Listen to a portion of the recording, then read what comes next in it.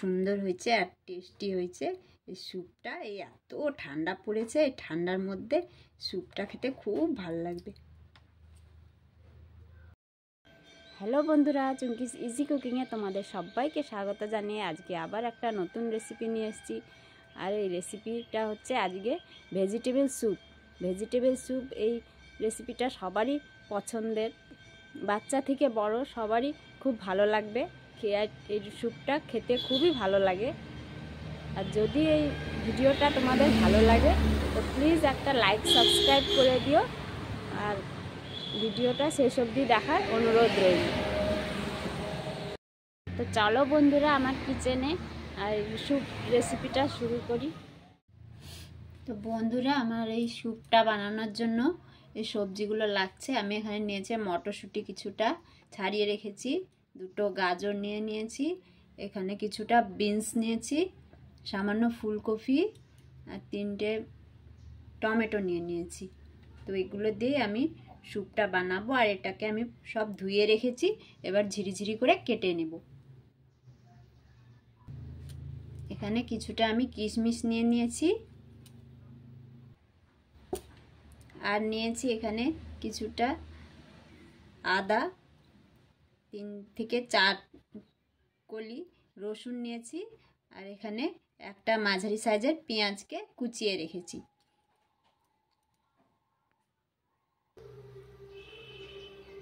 এখানে আমি মটরশুঁটি আর টমেটোটাকে 2 থেকে 3 মিনিট ভাপিয়ে নেব। এখানে গ্যাসে আমি ছোট বাটিতে বসিয়ে দিয়েছি।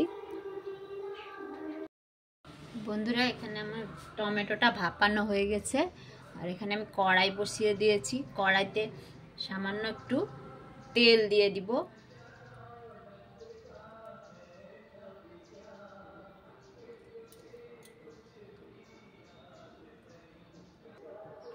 তেলটা গরম হয়ে গেছে, আর এতে আমি সামান্য দারচিনি আর 3 থেকে 4টে মতন লবঙ্গ দিয়ে দিলাম।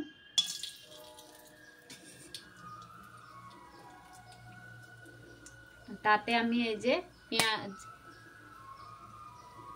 রসুন আর আদা বাটাটা দিয়ে দিলাম। পেঁয়াজ কুচিটাও দিয়ে দিচ্ছি। সামান্য নাড়াচাড়া করে নিব। এটাকে ভাজলে হবে না, পুরোপুরি লাল করে ভাজা যাবে না, কিন্তু এখানে কাঁচা ভাবটা চলে যাবে, এরকম ভাবে ভাজতে হবে, হালকা করে ভাজতে হবে, কাঁচা গন্ধ যাতে না থাকে। তো এখানে আমার হালকা ভাজা হয়ে গেছে পেঁয়াজ আর আদা রসুনটা। তো আমি একে একে এই সবজিগুলো সব দিয়ে দিব, ঝিরিঝিরি করে কেটে রেখেছি।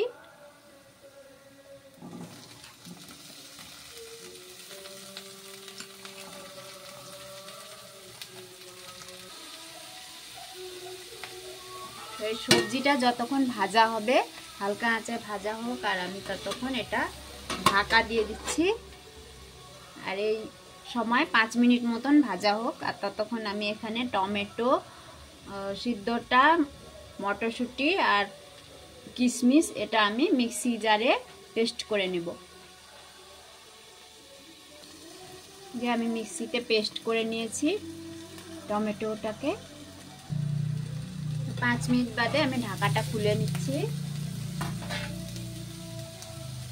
আর এখানে সামান্য হলুদ দিব, একদম সামান্য,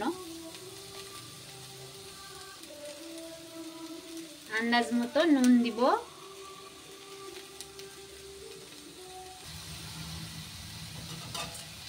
এবার ভালোভাবে আরেকটু নাড়াচাড়া করে নিব, আর আরেকটু 2 থেকে 3 মিনিট ঢাকা দিয়ে রাখবো। একদম লো আঁচে করতে হবে। চলে আসছে কি 2 থেকে 3 মিনিট বাদে একটু নেড়ে চেড়ে দেখছি একটা ভাজা হয়ে গেছে। হালকা, একদম পুড়িয়ে দিলে হবে না, লাল লাল করলেও হবে না, একদম হালকা লো ফ্লেমে ভাজতে হবে। আর এতে সামান্য জল দিয়ে দিব, আন্দাজ মতো জল দিয়ে দিলাম।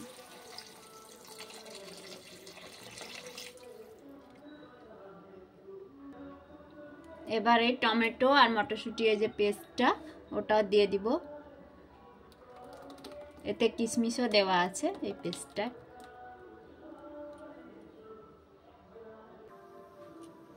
স্যুপে আমি সামান্য গুঁড়ো লঙ্কা অ্যাড করব,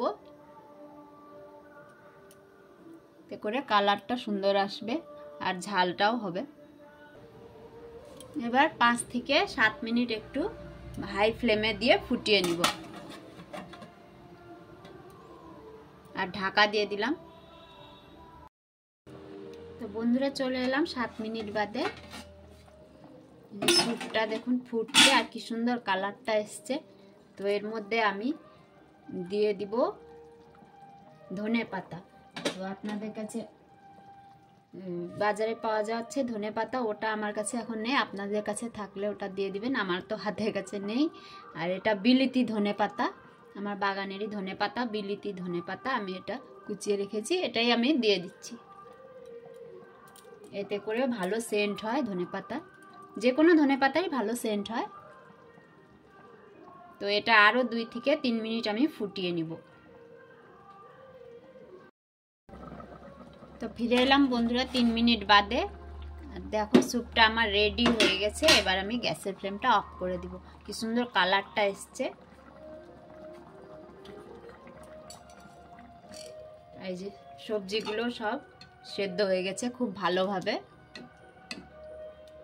এবার নামিয়ে নেব, সার্ভ করার পালা। বন্ধুরা আমার এখন এটা হয়ে গেছে স্যুপটা, আর দেখো কি সুন্দর লাগছে। এখানে আমি একটা পুদিনা পাতা দিয়ে দিলাম, এটা সাজানোর জন্য খুব সুন্দর দেখায়। তাহলে চামচ দিয়ে এবার পরিবেশন করো।